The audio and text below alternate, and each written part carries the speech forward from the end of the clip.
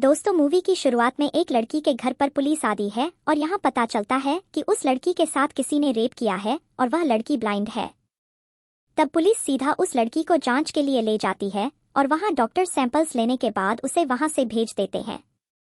अब इसके बाद उस लड़की को वहाँ की एक पब्लिक लॉयर के पास लाया जाता है जो लड़के का ये केस तैयार करती है और यहाँ पता चलता है कि उस लड़की का नाम सारा है जो पूरी बात लॉयर को बता देती है। अब यहाँ प्रॉब्लम ये थी कि लड़की तो ब्लाइंड है तो वो आपको पहचाने की कैसे, और यही बात घर पर उसके मम्मी पापा भी कर रहे थे। तब रात के समय साथ अपने रूम को लॉक करती है और सुबह को पुलिस बुला लेती है और हम देखते हैं कि सारा ने तो उसके साथ दुष्कर्म करने वाले लड़के का मॉडल तैयार कर लिया है। इसे देखकर पुलिस भी हैरान थी और वो सारा के पिता मोहम्मद से पूछते हैं कि क्या ये सचमुच तुम्हारी बेटी ने बनाया है, और वह बता दे कि हाँ, सारा का मॉडल बनाने आते हैं जो कि उसने आखिर जाने से पहले सीखा था। लेकिन यहाँ पुलिस वाला पूछता है कि सारा ने कुछ देखा ही नहीं तो ये बनाया कैसे, और सारा कहती है कि जब वो मेरे साथ गंदा काम कर रहा था तब मैंने अपने हाथों से उसका चेहरा छूकर देखा था। इसके बाद मोहम्मद बताता है कि इस स्टैट्यू की तरह दिखने वाला लड़का इंसिडेंट होने से पहले हमारे पास पड़ोसी का एड्रेस पूछने आया था। तब पुलिस वाला पड़ोसी विनोद से पूछताछ करता है तो वो बताता है कि उस लड़के का नाम माइकल है जो कि मेरा दोस्त है और बस मुझे अपनी शादी के लिए इन्वाइट करने आया था, जो कि आज जा रहा है। तो आप पुलिस वाले जल्दी से जाकर माइकल को एयरपोर्ट से ही उठा लेते हैं। इसके बाद अब कई सारे लड़कों को सारा के सामने खड़ा किया जाता है और सारा सबके चेहरे को छूकर पहचानने की कोशिश कर रही थी। तभी माइकल के चेहरे को छूते ही वो उसे चाटा लगा देती है कि ये वही लड़का है। अब इधर पुलिस वाले लड़के पर कार्रवाई करते हैं और ये खबर हर न्यूज़ चैनल पर चल जाती है। लड़की के साथ जिसने रेप किया था वो पकड़ा गया है। उसका नाम माइकल जोसेफ है जो कि एक बहुत बड़े बिजनेसमैन क्रिस्टोफर जोसेफ का बेटा है। ये सब न्यूज़ मोहम्मद और उसकी बीवी भी सुन रहे थे और हम देखते हैं किसी न्यूज़ को सुनने के बाद एक औरत अपने बेटे से कहती है कि ये तो उसे उसके कर्मों की सजा मिल रही है और ये औरत कोई और नहीं बल्कि मोहब्बत की पहली पत्नी है। इसके बाद क्रिस्टोफर जोसेफ और उसकी पत्नी सीधा तिरुवनंतपुरम आ जाता है अपने बेटे को बचाने, और जब ये माइकल से मिलते हैं तो उसे खूब डांटते हैं कि तुमने ये क्या कर दिया, और उसके कारण अब जिसे तेरी शादी होने वाली है वो लड़की क्या सोचेगी। लेकिन यहाँ माइकल को तो जरा भी शर्म नहीं थी और वो टांग दिखाकर वहां से चला जाता है। अब माइकल की माँ अपने पति से कहती है कि कैसे भी करके मेरे बेटे को बचा लो, और क्रिस्टोफर भी माइकल को बचाने के लिए वहां के जाने माने वकील राजशेखर को बुला लेता है, जिसके साथ उसकी बेटी पूर्णिमा भी आती है, और वो भी राजशेखर की तरह आई एक फेमस वकील थी। अब ये सारा मैटर क्रिस्टोफर राजशेखर को बताते हैं कि अगर माइकल को बेल ना मिली तो उसकी शादी का क्या होगा।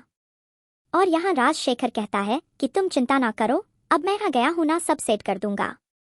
साथ ही वह बताता है कि मैंने रिसर्च की है और उस लड़की के बाप ने 2 शादी की है जिसमें पहली से उसे 2 बेटे हैं, और अमोनी के जरिए ये मामला सुलझाएंगे, और वो दोनों लड़कों को अपने पास बुला लेता है। फिर वो कहता है कि हम तुम्हें काफी मोटा पैसा देंगे, बस तुम अपने बाप को ये केस वापस लेने के लिए समझा लो। जिसके बाद दोनों लड़के मोहम्मद के पास जाकर उसे समझाने लगते हैं कि हमें सारा की चिंता है और इस केस से कोई फायदा नहीं होगा, क्योंकि माइकल एक बड़े बिजनेसमैन का लड़का है और आप उसके सामने कुछ भी नहीं हो। फिर वो कह दें कि अगर आप चाहो तो केस वापस लेने के बदले हमें पैसे मिलेंगे और ये मामला दब जाएगा। ये सुनते सारा अपने सौतेले भाइयों पर भड़क जाती है कि हम कोई सेटलमेंट नहीं करने वाले, और ये दोनों भी सारा को सुनाने लगते हैं, जिसके बाद मोहम्मद दोनों को धक्का मारकर घर से निकाल देता है। फिर ये दोनों सीधा राजशेखर को फोन पर बता दे और राजशेखर कहता है कि तुम ऐसा करो, वहां मीडिया वालों को बुला लो ताकि लड़की की बदनामी हो और वो इससे अपने आप ही पीछे हट जाए। अब लड़के ऐसा ही करते हैं और मीडिया वाले सारा के घर के बाहर खड़े थे, और ये न्यूज़ पुलिस वाला देखकर मोहम्मद से कहता है कि मीडिया तुम्हारे घर के बाहर कैसे आ गई, इनसे दूर ही रहना क्योंकि अभी केस राजशेखर के हाथ में है जो कोई भी मुद्दा उठाकर तुम ही फंसा देगा। आप अगले दिन सारा का केस शुरू होता है जहां पर सब लोग राजशेखर को देखने आए थे, और वहां राजशेखर अपनी पहली दलील पर सारे पॉइंट रखकर बात घुमा देता है कि जब वो लड़की ब्लाइंड है तो उसने मॉडल कैसे बनाया। तब जब सारा के वकील से भी सवाल करते हैं तो यहाँ वकील राजशेखर को सामने देखकर हक पकाने लगता है और ठीक से जवाब भी नहीं दे पाता, और यहाँ राजशेखर एक के बाद एक पॉइंट बताता चला जाता है, जिसको देखकर ऐसा लग रहा था कि ये केस राजशेखर ने पहली हियरिंग में जीत लिया। तब सारा का वकील कहता है कि एविडेंस तो अभी भी कलेक्ट किए जा रहे हैं, और राजशेखर कहता है कि कैसे सबूत। क्योंकि जांच में तो लड़के का सीमेंट भी नहीं पाया गया है।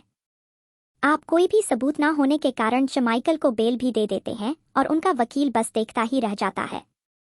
आप घर पर सा राव माइकल की बेल से उदास थी और उधर माइकल राजशेखर के साथ बैठा था। जहां राजशेखर उससे डिटेल में पूछता है उस दिन क्या क्या हुआ था। शेखर जानता था कि माइकल ने जुर्म किया है, लेकिन फिर भी पैसों के लालच में वो उसे बचा रहा था। इसके बाद राजशेखर और पूर्णिमा साथ में खाना खा रहे थे और इसी केस पर बात भी कर रहे थे। यहाँ सच जानकर पूर्णिमा कहती है कि इसे तो सजा दिलवानी चाहिए, लेकिन राजशेखर कहता है कि उसे कोई सजा नहीं दिलवा सकता क्योंकि उसका बाप अमीर है और वह कोई और अच्छा वकील ले आएगा। इधर हम पुलिस वाले को देखते हैं जो मोहम्मद के पास बैठा था और वो कहता है कि मैं तुम्हें इंसाफ दिलाना चाहता हूँ, लेकिन मुझे ये केस बंद करने के लिए दबाया जा रहा है।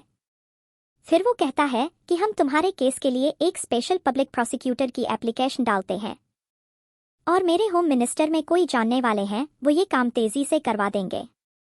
मोहम्मद भी पुलिस वाले के कहे अनुसार ही करता है। साथ ही पुलिस वाला कहता है कि अब तुम्हारे पास कई सारे वकील भी ये केस लेने आएंगे, पर तुम किसी को भी हाँ मत करना क्योंकि ये लोग सिर्फ अपना ही फायदा देखते हैं ताकि इस केस से वो लाइमलाइट में आ जाए। इसके बाद हम देखते हैं कि पुलिस वाले की बात सही थी। मोहम्मद से मिलने के ये सारे वकील आते हैं जो उसे कह दे कि हम ये केस पहली हियरिंग में निपटा देंगे, लेकिन मोहम्मद किसी को भी ये केस नहीं देता। अब एक दिन पुलिस वाला कहीं जा रहा था तो वो एक लड़की को देखता है जिसका नाम आना था और वो सोशल कॉस्ट पर काम करती थी। साथ ही आना पुलिस वाले की काफी अच्छी दोस्त थी। तब पुलिस वाला उससे पूछता है कि तुम्हारा दोस्त विजय मोहन कहाँ मिलेगा? उसे ही ढूंढ रहा हूँ, और ये दोनों विजय मोहन से मिलने उसके घर चले जाते हैं। अब जब घर पर विजय मोहन उस केस के बारे में सुनता है तो उसे लड़ने से ही मना कर देता है। असल में विजय मोहन ने कुछ सालों से केस लड़ना छोड़ रखा था और वो कहता है कि मैं कोई भी केस को कैसे जीतना है ऐसा कुछ भूल चुका हूँ, इसलिए प्लीज मुझे इन सब से दूरी रखिए। तब वो लड़की कह दे कि अच्छा बस आप एक बार मेरे साथ एक जगह पर चल लीजिए, उसके बाद वही होगा जैसा आप डिसाइड करेंगे। और फिर ये दोनों से सारा के पास ही ले आते हैं। माँ पहले तो विजय मोहन बात करने से जाता है, लेकिन सारा की मासूमियत देखकर वो उससे बात करता है और सारा भी कहते हैं कि सर प्लीज मुझे न्याय दिलाए। अब सारा की बात सुनने के बाद दीजिए। मोहन भी ठान लेता है कि हाँ अब वो ये केस लड़ेगा। अब अगले दिन मोहम्मद पुलिस वाले से पूछ रहा होता है कि आप जिस आदमी को लेकर आए हो वो एक इस जीत भी पाएगा? तब पुलिस वाला कहता है कि जिस आदमी को मैं लाया हूँ वो लॉ में सबका बाप है। तब मोहम्मद पूछता है तो तेरे सालों से उन्होंने कोई भी केस क्यों नहीं लड़ा? जिस पर रहाना बताती है कि विजय मोहन शुरुआत में जब वकील बने थे तो वो राजशेखर के अंडर ही जूनियर लॉयर बनकर केस लड़ते थे और जीतते थे। जिसके बाद जब राजशेखर की बेटी पूर्णिमा भी वहां पर ज्वाइन हुई तो इन दोनों के बीच अफेयर शुरू हो गया और विजय मोहन तेजी से केस जीतते जा रहे थे जो कि राजशेखर की आंखों में चुभने लगे। फिर एक दिन एक जरूरी केस के डॉक्यूमेंट विजय मोहन से कहीं खो गए, जिसके बाद उन्हें बार काउंसिल से 5 साल के लिए सस्पेंड कर दिया गया। कुछ टाइम बाद पता चला कि डॉक्यूमेंट गायब करने के पीछे राजशेखर का ही हाथ था और उससे पूर्णिमा भी विजय मोहन से दूर हो गई और किसी बड़े वकील से शादी कर ली। इसके 5 साल बाद उन्होंने फिर से कोर्ट को ज्वाइन किया था, लेकिन इसके बाद भी लोगों ने दबाने में लगे रहे ताकि ये किसी से आगे ना निकल पाए। अब इसके बाद हम विजय मोहन को देखते हैं जो इस केस के बारे में ही सोच रहा था। तब वो न्यूज़ पर राजशेखर को देखता है जो मीडिया में कह रहा था कि ये केस तो बस पैसा ऐंठने के लिए किया हुआ केस है, और फिर अगले दिन से विजय मोहन केस से जुड़े सबूत ढूंढने में लग जाता है और हर चीज को चेक करता है जहां से माइकल लाकर सारा के साथ ये दुष्कर्म करके गया था। इसके बाद जब विजय मोहन उस स्टैच्यू की फोटो पुलिस वाले से मांगता है तो देखता है कि उसमें तो एक भी फोटो नहीं है और पुलिस वाला कहता है कि फोटो तो इसी में थी, यानी कि जो इन्वेस्टिगेशन ऑफिसर अभी आया है उसी में ये काम किया होगा। आप सारा के केस की तारीख भी आ जाती है और विजय मोहन तैयार होकर कोर्ट पहुंच जाता है जहां पर आन अपनी छोटी बहन को लाती है कि ये भी अभी अभी लॉयर बनी है और ये अब तुम्हें असिस्ट करेगी। और अब ये केस शुरू होता है जहां सबसे पहले सारा की मेड सीमा को कटघरे में बुलाते हैं। वहां सीमा बताती है कि जिस दिन ये कांड हुआ था उस दिन मालिक की बीवी बाहर किसी शादी में गए थे और मुझे भी बैंक जाना था, इसलिए मैं बाहर से गेट लॉक करके बैंक चली गई थी। लेकिन जब मैं वापस आई तो देखा कि सारा की तो बहुत ही बुरी हालत थी, जिसे देखकर समझ आ रहा था कि उसके साथ किसी ने बुरा काम किया है, और मैंने जल्दी से पुलिस को बुला लिया और मालिक भी तब तक आ गए थे। अब इसके बाद राजशेखर सीमा को अपने सवालों में घुमाने लगता है और फिर वो कहता है कि तुम बैंक क्यों गई थी। तब सीमा कहती कि मेरे घर के लोन के लिए, क्योंकि मोहम्मद का एक दोस्त बैंक में है और इनके कहने पर मुझे लोन मिल रहा था। तब राजशेखर बातें घुमाता हुआ सीधा सारो सत मोहम्मद पर ही दिलवा देता है कि क्या पता मोहम्मद नहीं अपनी बेटी का रेप किया हो, और यह सुनकर सब हैरान थे। अब विजय मोहन सारा की मां को कटघरे में बुलाता है और वह पूछता है कि आपने माइकल को पहले कहाँ देखा था। तब वह बताते हैं कि 26 तारीख की शाम को ये लड़का एड्रेस पूछने आया था और हम शादी में जाने की बात कर रहे थे, जिसके बाद वो अपने दोस्त के एड्रेस पर चला गया। ये सुनती विजय मोहन कहता है कि यानी माइकल ने पहले मां सारा को देखा और साथ ही उसने आपकी बातें भी सुन ली। सब जाने वाले हो। अब बारी आते हैं राजशेखर की, जो सारा की मां पर ही इल्जाम लगाने लगता है कि तुम्हारा कैरेक्टर ही ठीक नहीं है और तुमने तो शादीशुदा आदमी से शादी की है, इससे बुराई क्या होगा। फिर वो पूछता है कि सारा मोहम्मद की सगी बेटी है या नहीं, जिस पर वो बताती है कि नहीं। सारा के पैदा होने के बाद मैंने मोहम्मद से शादी की थी, और यहाँ राजशेखर कहता है वो भी इसलिए क्योंकि मोहम्मद आपके पति से ज्यादा अमीर था। इसलिए ना। ये सुनकर सारा की मां रोने लगती है क्योंकि यहाँ बिना बात के उन्हें जलील कर दिया गया था। इसके बाद मोहम्मद को कटघरे में बुलाते हैं और यहाँ राजशेखर फिर से अपने गिरोह ने सवाल पूछने लगता है और मोहम्मद को बातों में फंसाकर कहता है कि अपनी बीवी को शादी में छोड़कर तुम ही अपने घर आए थे ना, जिसने अपनी बेटी के साथ ही ये सब किया।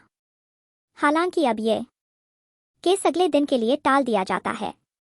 शाम को विजय मोहन अब सारा से मिलता है और उसे बताता है कि वो राजमोहन तुम्हें उटपटंग सवाल में फंसाने की कोशिश करेगा, इसीलिए सवाल का सही से जवाब देना और समझना है तो चुप हो जाना, मैं ऑब्जेक्शन उठा दूंगा। आप अगले दिन सारा को कटघरे में बुलाया जाता है और पहले सवाल यही होता है कि तुम ब्लाइंड कैसे हो गई, जिस पर सारा कहती है कि आंखों की विंस में जो ब्लड सप्लाई होता था वो बंद होने के कारण ये हाल हुआ है। फिर विजय मोहन पूछता है कि उस दिन तुम्हारे साथ किया हुआ था, और वो बताती है कि उस दिन जब घर पर कोई नहीं था और मैं जैसे ही नहाकर बाहर निकली, किसी ने मेरी टावर को खींच दिया और फिर मुझे बेड पर गिराकर जान से मारने की धमकी दी। ऑर्डर के मारे मैं चुप हो गई, जिसके बाद उसने रेप कर दिया। अब राजशेखर सारा से सवाल पूछता है कि तुमने ये मॉडल बनाना किससे सीखा, तो वो बताती है मेरे पापा से। फिर वो पूछता है कि तुमने उस लड़की का मॉडल कैसे बना लिया, वो भी बिना देखे, तो सारा बताते हैं कि मैंने उस समय उसका चेहरा छुआ था। और राजशेखर भी किसी तरह से बीच बीच में मोहम्मद को ही लाता रहता है कि हो सकता है तुम्हारे पिता ने ही तुम्हारे साथ ये किया हो। लेकिन यहाँ विजय मोहन तो सारा को पहले से तैयार करके लाया था, इसलिए वो बड़ी आसानी से सारे सवालों के जवाब दे देती है। और राजशेखर कहता है कि बड़ी अजीब लड़की है जो अपने साथ ऐसे दुष्कर्म के दौरान उसका चेहरा छोकर देख रही थी, और वो दोबारा से इस केस को री-एग्जामिन करने की बात कहता है कि मेरे क्लाइंट को फंसाया जा रहा। लेकिन विजय मोहन उल्टा राजशेखर को ही सुनाकर चुप करा देता है। अब इसके बाद जब ये लोग घर जा रहे होते हैं, तोहाना कहती है कि सारा के लिए सोशल मीडिया पर कैंपेन चलाते हैं ताकि उसे जल्द से जल्द इंसाफ मिले। अब अगली तारीख पे राजशेखर को एक काम से बाहर जाना पड़ता है और उसकी जगह ये केस अब पूर्णिमा लड़ने आ जाती है, जहां विजय मोहन ने माइकल के दोस्त जो सारा का पड़ोसी था उसे गवाही देने के लिए बुलाया था। लेकिन वहां वो लड़का माइकल को देखकर फिट जाता है और माइकल के उसके घर से निकलने की डेट गलत बता देता है, जिससे प्रॉपर सबूतम मिलने के कारण तारीख आगे बढ़ा दी जाती है। और अब सोशल मीडिया के कैंपेन के कारण हर जगह ये न्यूज़ चलने लगती है और लड़के की गलती को लेकर डिबेट शुरू हो जाती है। अब हम माइकल को देखते हैं जो बिल पर आराम से एंजॉय कर रहा था।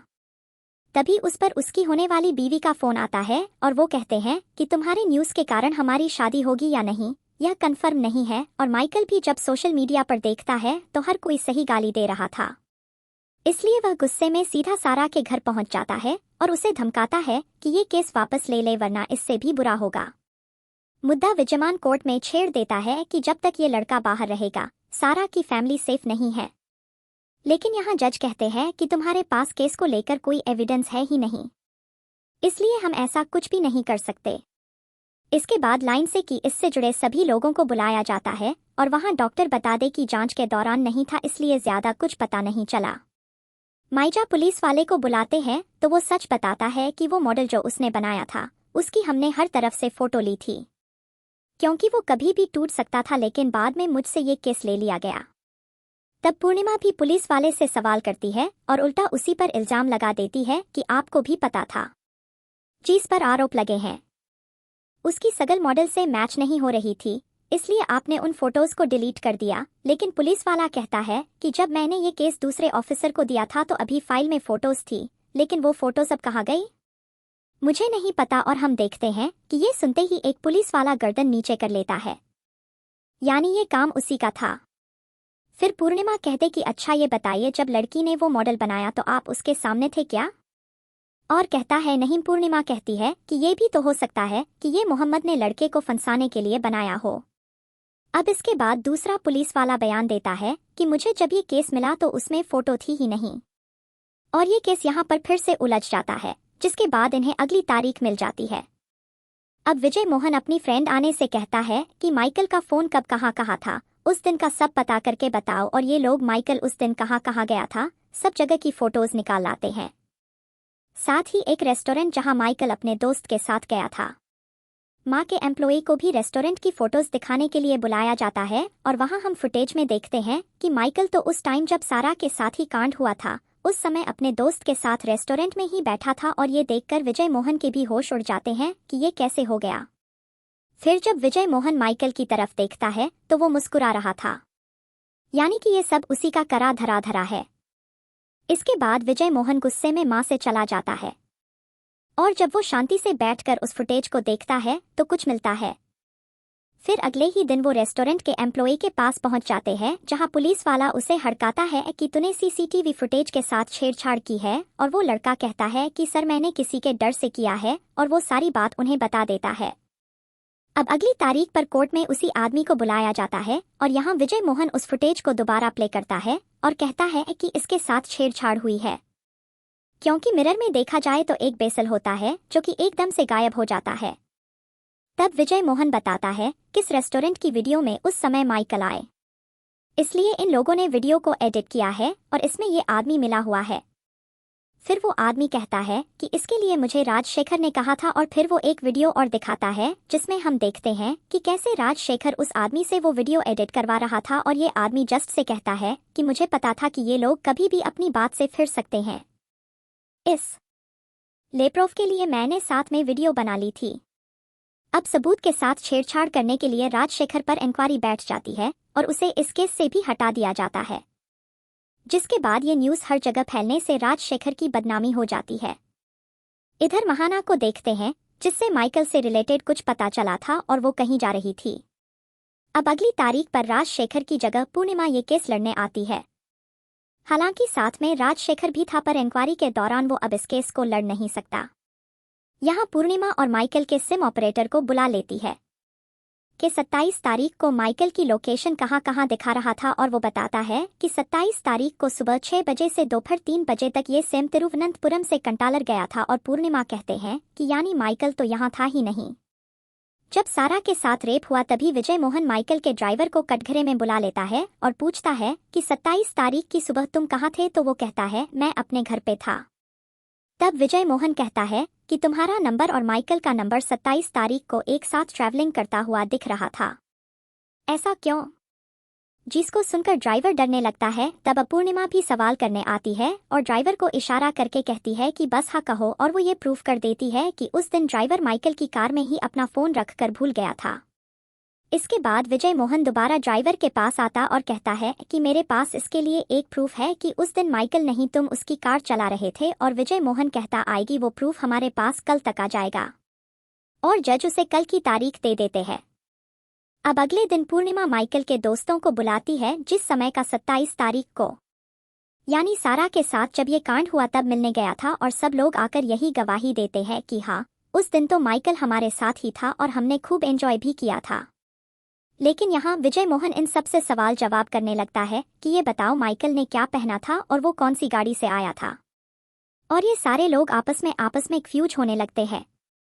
फिर विजय मोहन कहता है कि इन सब से ऊपर मेरे पास एक एविडेंस है, और वो माइकल के कार 27 तारीख को 12 बजे जिस कार के आगे से गुजरी थी उसका डैश कैम फुटेज को दिखा देता है, जिसमें वो कार माइकल नहीं बल्कि उसका ड्राइवर चला रहा था। और यहाँ ये प्रूफ हो जाता है कि अब तक माइकल झूठ बोल रहा था।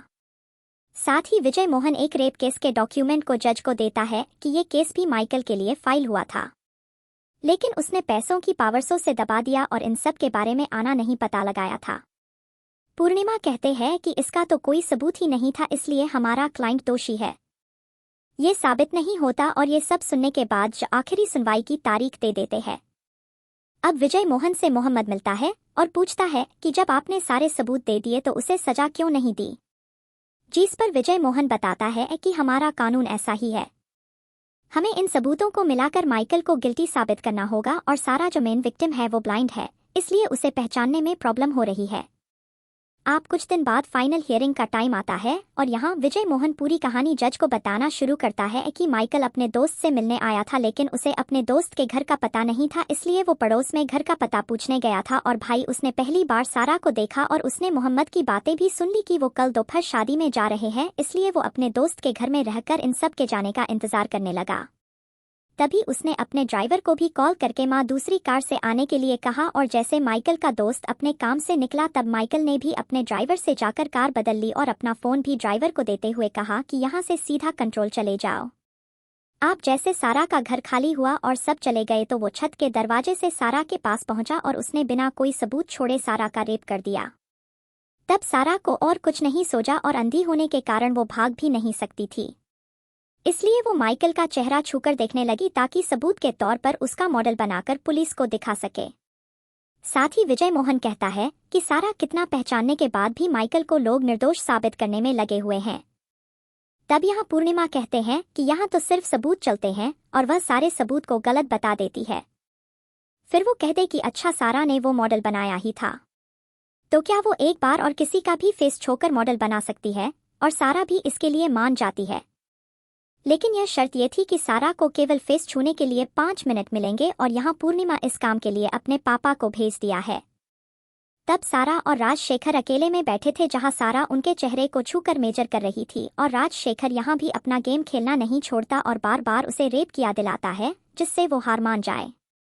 आप जैसे 5 मिनट खत्म होते हैं, राजशेखर उठकर वहां से चला जाता है और सारा मॉडल बनाना शुरू करते ही हैं।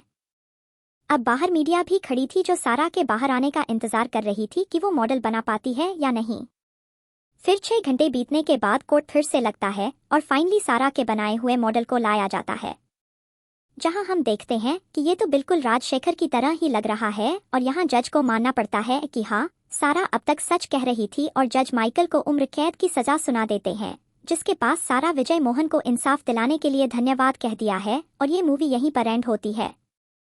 तो दोस्तों, आपको ये मूवी कैसी लगी हमें कमेंट करके ज़रूर बताना। साथ ही ऐसी मूवीज़ के लिए आप चैनल की प्लेलिस्ट को चेक आउट कर सकते हैं। अगर आपको ये कहानी पसंद आई हो तो दोस्तों के साथ शेयर करना मत भूलना, और अगर आपको हमारा ये काम पसंद आता है तो चैनल को सब्सक्राइब ज़रूर कर लेना। हम फिर मिलेंगे एक और ऐसे ही कहानी के साथ। टिल देन अपना ख्याल रखिए एंड थैंक्स फॉर वॉचिंग।